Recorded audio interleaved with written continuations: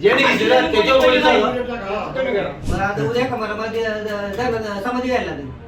अधिकारीच गुन्हेगार आहे ना. तू गुन्हेगार आहे अधिकारी. कसे घ्या त्याला कोर्टात पाठवायचं परत कोर्टात पाठवा. मग हे तुम्ही फिरवा फिरव का करताय? प्रशासन आणि शासन फिरवा फिरव का करताय? काय इंचेच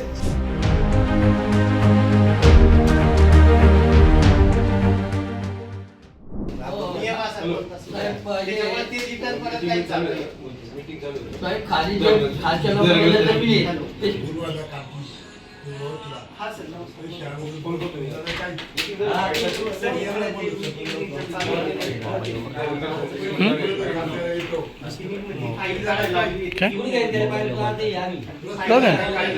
ते पण कळलं पाहिजे ना, मीटिंग चालू आहे मोबाईलवर बोलते.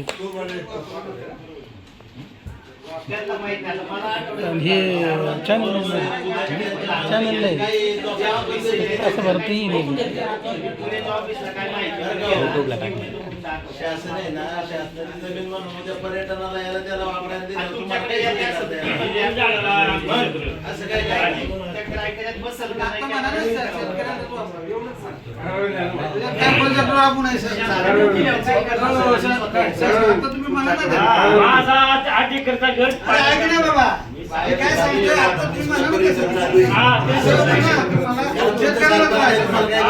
तुम्हाला परवानगी पण भेटणार नाही.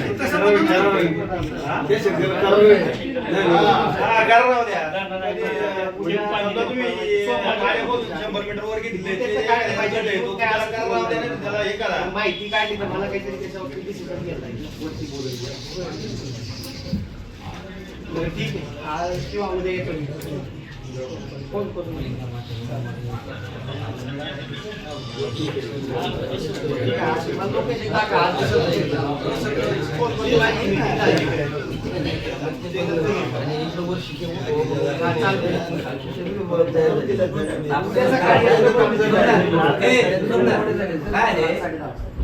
जमीन समजा याकाशी काहीच नाही.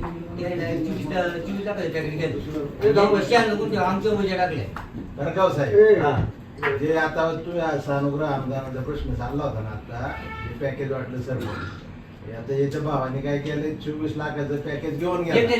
त्याला 7/12 नाही, काहीच नाही, आणि त्याची रिकव्हरी नाही, आणि बोजावर टाकलं 24 आता काही सरकार जमा करू तुम्ही. मग आता उद्या का मला समाधी घ्यायला लागेल. पैसे घेऊन गेलाय तो. मुद्दा सुनून घ्या. निदान ज्याने घेतले त्याला कसं काय पैसे दिले असं पण त्याला कसं काय केलं पेमेंट? बरं केलं तर त्याला ते सोडून द्या. पण माझ्या वजा कशाला? माझी सरकार जमा केली 96 कोणती त्यांच्या नावावर नव्हती का जमीन? त्याच्या नावाने काय करायचं?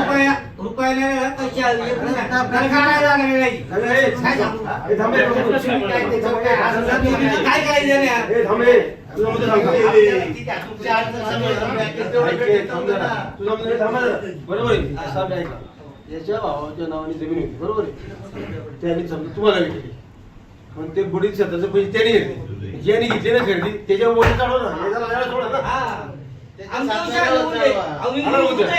त्याने विकली ना, ज्याने घेतली ना त्याच्यावर बोली चालवा कमी करा.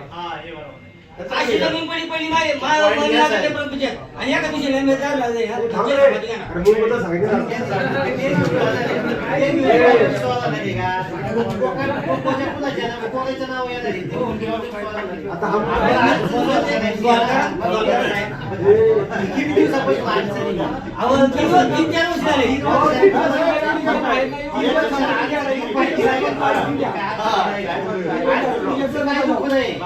एकतरी कागदावर दिले का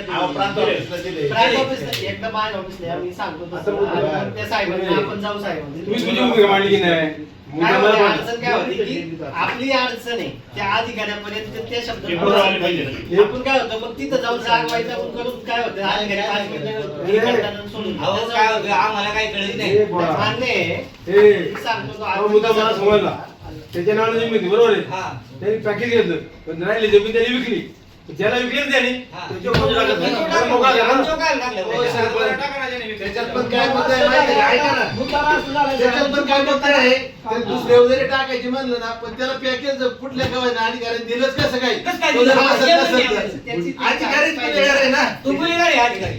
त्याची चौकशी हो साहेब. पाहिजे ना, त्याला हा, पैसे तुमच्या काय व्हायला सातबाऱ्यावर टाका, यांच्यावर टाका, पण पहिलं त्याला पहिले तिथं कसं आहे? कुठलं कसं दिलं? हा? याने ऐका ना, ऐका ना. ऐका ना. काय ऐका ना, दोन मिनिटं ऐका. काय झालं? 24 लाख त्याच्या नावावर असेल ते. ऐका ना, माझं ऐका. ऐका ना. ऐका ना, हो 24 लाखाचं पॅकेज त्यांनी काढलं. 24 लाखाचं पॅकेज त्यांनी काढलं. काय होतं 24 लाखाचं आहे ना, दोघांना अर्धा पाहिजे ना, 12 लाख होते. तर आम्ही कसं सांगायला बस त्याची संमती आम्हाला, आमची संमती त्याला, पण त्यांनी फॉर्च्युनेटर करून 24 पूर्ण काढलं. आम्ही कसं साहेबांनी दाखवलं पहिले म्हणले हा तुमची संमती त्याची संमती. त्यांनी आम्हाला पण 12 लाख रुपये दिले, जे आमचं होतं ना ते आम्हाला 12 लाख रुपये दिलं. पण नंतर आम्हाला 2 वर्ष कळलं की ते 12 लाखाचं म्हणजे आमच्या टाकले आणि 4 लोक आमची कवर केली. आणि पण ते 12 लाख आमचंच होतं ना, दोघांची आधी आली घेतली. तो 24 लाख घेतलं त्यांनी, कोणाला दिलं काय केलं ते आम्हाला माहित नाही. त्याच्या मागं ती होती हस्ती बाई ती गेली, सगळी गेली, ती मेल्यात ती सगळी. पण हा मी आहे ना, आणि ते काय बोला वाईट बोला चलो, आज लक्षात ठेवा. पण ते लोक म्हणजे आमचं टाकलं ना, खरं होतं का तो? साहेबांकडे जात जा, साहेब 100% तुम्हाला तुमचे ते कागद साहेब तेवढं करावं. नाही नाही ना, आम्हाला आहे ना आई शपथ म्हणतो त्या जणांना ना समजली घ्यायची बरी.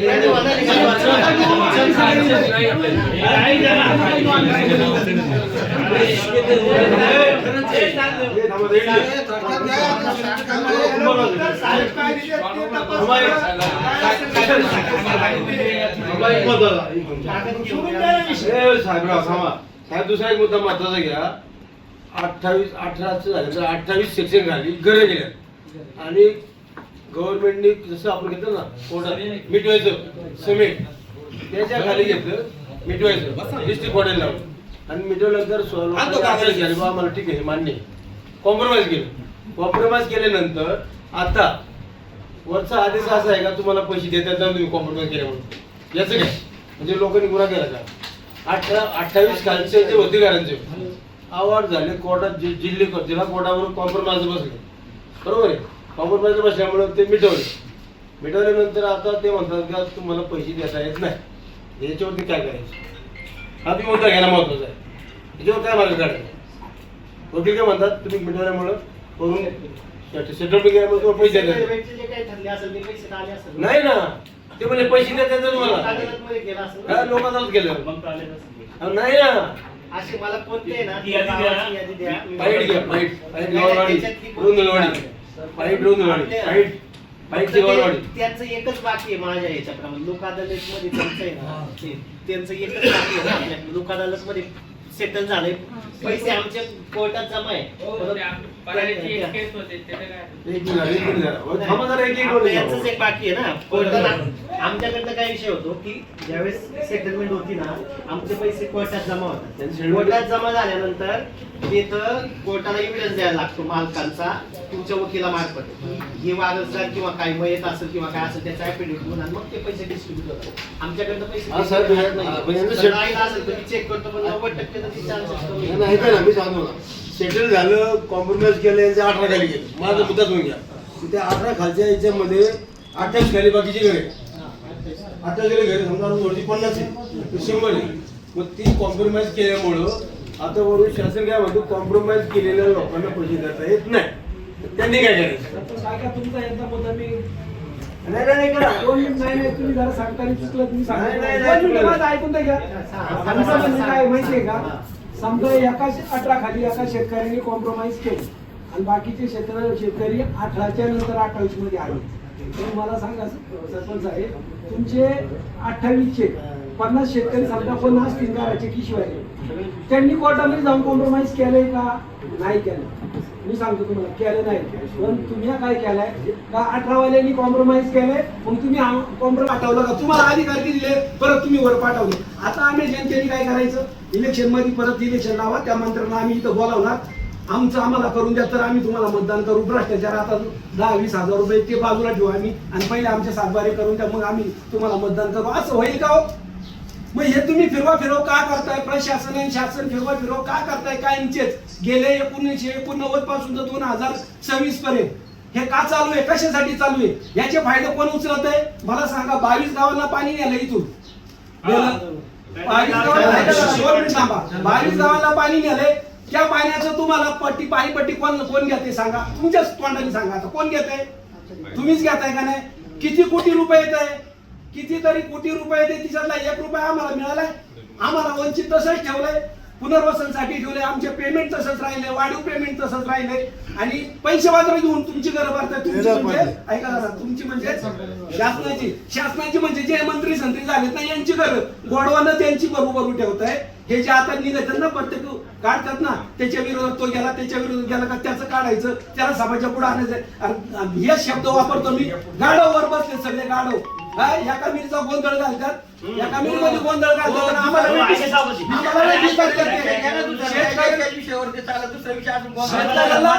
तोच मुद्दा आहे. थांबा जरा, शेतकऱ्याला वेटीस जातात. ह्याच्यामध्ये सगळ्यामध्ये येतात सभापती, ह्याच्यामध्ये तुमचं पुनर्वसन येतं, याच्यामध्ये तुमचं आपलं आमच्या सभापतीचा शब्द आहे तेवढा मी मानतो. बरोबर आहे, मला पण ते बरं नाही वाटत. आमचा शब्द म्हणजे सभापतीच्या वतीने सांगतो.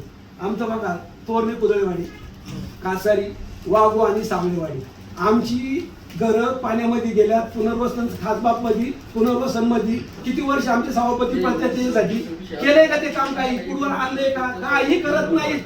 शासन तुमचं काही करत नाहीये. प्रशासन तर त्यांनी तर हातच वर केले, सगळं त्यांनी ताब्यात घेतलं. आम्ही काय करणार? बरोबर आहे का चुकीचं आहे? म्हणजे नाही का साहेब काय हा म्हणतात का नाही म्हणतात? ऐका, पहिलं आपण आपल्याला काही माहिती नसतं, पण आपण जातो यांच्याकडं, यांनी तिथं गेला, अहो इथून पुण्याला यायचं, आता तुम्हाला तिथून इथवर यायला किती खर्च झाला? एवढी जनता जर तिथपर्यंत यायची तर किती खर्च होतो? कोणाला टाइम आहे का? कोणाचा अर्धा असेल तर मी तर यायला सांगतो. मी आल्यापासून पुण्याला कोणाला जायला सांगतो. बरं. काय असेल मग आता आम्हाला फक्त एकच शब्द द्या. हो, एक मिनिट, एकच शब्द द्या. तुम्ही आलेत ना, रेकॉर्डला घ्या. पाहिजे तर तुम्ही काय करा, मोबाईलला रेकॉर्ड करा, मोबाईलला रेकॉर्ड करा. तुम्ही आम्हाला शब्द द्या. जे 388 लोकांचे जेवढे अर्ज आपल्याकडे पुनर्वसन याच्यासाठी अर्ज आहेत ना, तेवढे तुम्ही किती दिवसामध्ये आम्हाला मार्गी लावून द्या. काहीही राहिलं नाही तिथं. फक्त तुमच्या अधिकाऱ्यांच्या सह्या, कोणाकोणाच्या, बिहार कलेक्टर. आम्हाला हा मुद्दा पाहिजे का जे सानुग्रह अनुदान तुम्ही दिले 6 लाखाचं ना, काय ते तुम्ही दिले, पण त्यांचं पुनर्वसन बाकी आहे. त्यांचं पुनर्वसन करण्याचे तुम्ही खासबाबमध्ये घ्या, कसे घ्या, त्याला क्वार्टर पाठवायचं, परत क्वार्टर पाठवा. ते जाणार नाहीयेत. जेवढे गेले 388 लोक, त्यांचीच तारमळ झाली. परत 164 लोक गेल्यात, त्यांचं तुम्ही अजून हे बघून घेतलं नाही, चलन करून घेतलं नाही. मला सांगा, तुम्ही तुम्हाला शासनाने इथपर्यंत पाठवलं, बरोबर का नाही? हे तुमच्या रेकॉर्डला आहे का नाही आहे? हे तुम्हाला रेकॉर्डला दिसतंय का नाही दिसत? मग तुमच्याकडे जे रेकॉर्ड आहे ते तुम्ही पूर्ण करून मग आमच्याकडे या ना. काय कागदाला कागद दिल्या शासनाने. शेवट याला महानगरपालिकेला पत्र पाठवलं का तुम्हाला पाणी दिलं, हे तुम्ही त्यांचं पुनर्वसन करून द्या. त्यांनी हे होते आपलं आयुक्त, आयुक्तांनी काय केलं, सौरभराव त्यांनी म्हणजे तुम्हाला पैसे आम्ही आमचं पैसे गव्हर्नमेंटने माफ केले, आम्हाला तुम्हाला काही देता येत नाही. ते सुद्धा अजून कागदपत्र 4 गाव तर फक्त पाहून राहिले कागदपत्र तशी. कासारी, वाघू, सावळेवाडी आणि कुदळेवाडी पत्रे. आता माझ्याकडे माहिती नाही, तुम्ही आलेले नाही तर सर्व तुम्हाला कागद. दुसरा एक महत्त्वाचा मुद्दा आहे.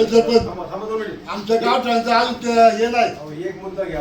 प्रत्येक गावाला एक मुद्दा. दुसरा महत्त्वाचा एक दुसरा असा महत्त्वाचा मुद्दा आहे, जे सानुग्रह अनुदान दिले, बरोबर आहे, यांची जमीन गेली महाराष्ट्रामध्ये पुनर्वसन कायद्याप्रमाणे ते शेतकरी सोडून जे नियमात असतात पुनर्वसन ऍक्टप्रमाणे ते शेतकरी तसेच राहून, ज्यांची जमीन 15 एकरच्या पुढे, ज्यांचे घरं गेलेले आहे, ज्यांची गाव बुडालेलं आहे, त्या लोकांनी पैसे त्यांना वाटप केले, ते शासनाने गेले. आमच्या त्याची दुमत नाही. पण मुळात हा मुद्दा ह्या महत्वाचा का सानुग्रह अनुदान वाटप केले ज्यांना, जे कायद्यात बसत नाही, पुनर्वसनामध्ये बसत नाही, त्यांना वाटप केले. पण मुळात जे शेतकरी कायद्याने बसतात त्यांचं पुनर्वसन केलेलं तेच राहिलेले. हा मुद्दा घ्या तुम्ही तुमच्यामध्ये, त्यांच्या बी लक्षात द्या. तुम्ही जे वाटलेत ते कायदेशीर वाटलेच नाही. आमच्या त्याच्यात दुमत आहे, शासनाने वाटले, पण ते कायदेशीर वाटले नाही. वाटत ते बसत नाही कायद्यात. आपण कुठे विरोध केला? कसे राहील? 65% त्यांनी रक्कम भरली नाही, त्यांच्याकडे ऐका, ते एक घ्या. हो, थांबा जरा. एक घ्या. तुम्ही म्हणताय ना, आता तुम्ही तो मुद्दा काढलाय ना, 388 आणि 164 होतं. 388 ची 65% रक्कम भरलेली आहे आणि 2-2 वेळा प्रस्ताव घेतलेले आहेत. तुमच्या रेकॉर्डला तिथं प्रस्ताव उपलब्ध आहेत. फक्त हे वाटप करायचं तुम्ही 10 वर्ष का ठेवलंय? तुम्ही तुमचं जे हे पुण्याचं समजा कलेक्टर असतील, आयुक्त असतील, कमिशनर असतील, त्यांच्या सह्या व्हायला पाहिजे, DRO असतील त्यांच्या सह्या व्हायला पाहिजे. तुम्ही हे रेकॉर्डवर मंत्रालयामध्ये कायला पाठवलं? नक्की काय भानगड आहे? मंत्रालय म्हणजे काय? मंत्रालय म्हणजे आम्ही जनता. मंत्रालय